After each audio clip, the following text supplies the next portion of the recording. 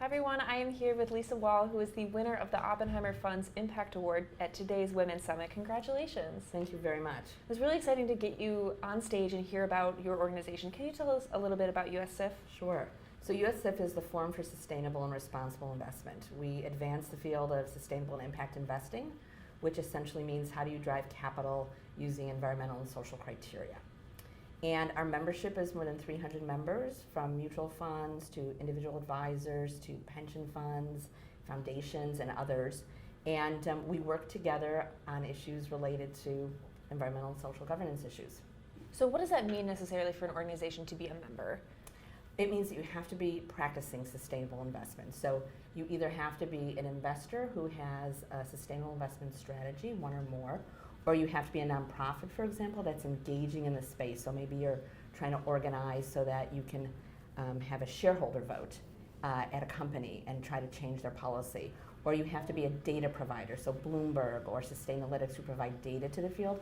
You have to be engaged in this field in some way. Okay. The majority of our members are investors. So they're a mutual fund or firm like Oppenheimer, they're an advisor, they're an endowment of some kind.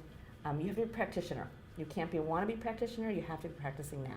So you talk a little bit about sustainable investing. What does that mean to an ordinary person who might not have heard that term before? Well, I think for many ordinary people, they don't know very much about finance. So you start there, which is how do you explain the basics of finance. And then the way I always talk to them about it is when you think about making consumer choices, like let's say you think about how am I going to impact the environment, or when I buy something, do I want to make sure it's an ethically produced garment? Or do I want to make sure my coffee is fair trade? So you make impact that way. You may also make impact by the way you vote in an election. And so this is another way to make impact. How do I use the investment assets available to me to drive issues forward that I care about? So if you're a retail investor, that means, let's say you have a small amount of discretionary money. You can think about, do I want to open a mutual fund that has a focus on green companies? Or you could say, I'd like to think about investing in a community credit union that's driving financial assets to a low-income community.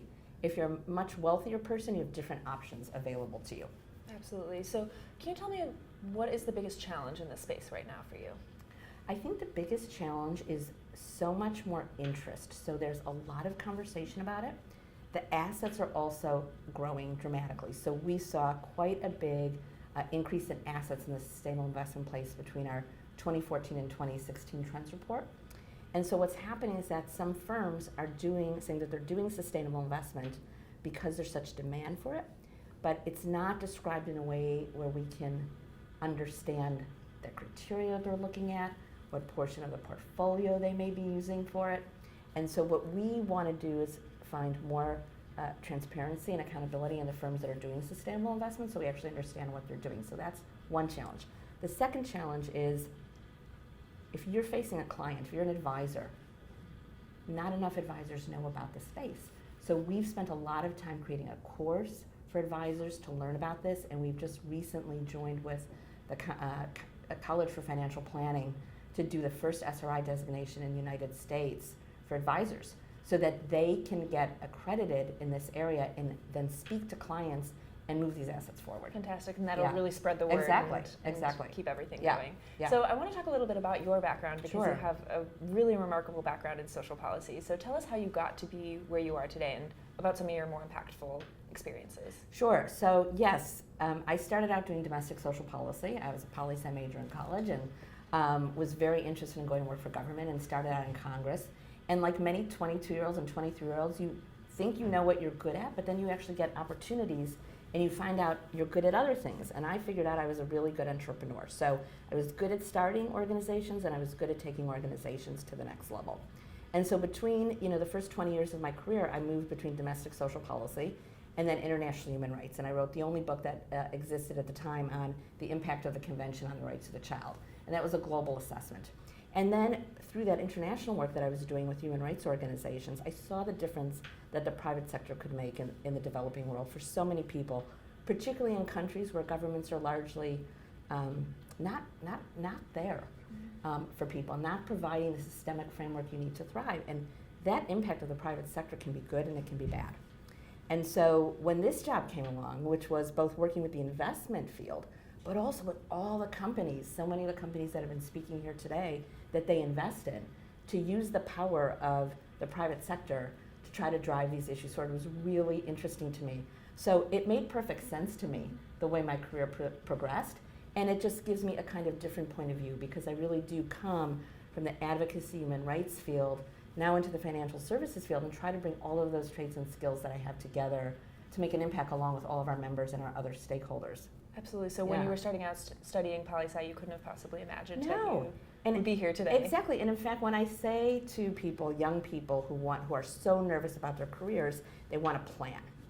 And what I always say to them, don't have a plan, have a mission. Have a mission, your plan will follow.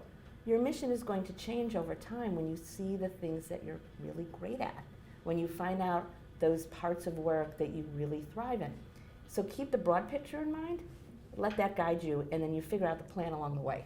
Absolutely. Yeah. That's fantastic advice. I love that. Good. So final question for you, what does the Oppenheimer Funds Impact Award mean to you in your career? Well, it's just first of all, it's really nice to get it from Oppenheimer. They're members of ours, and they're really trying to push a great agenda forward as well.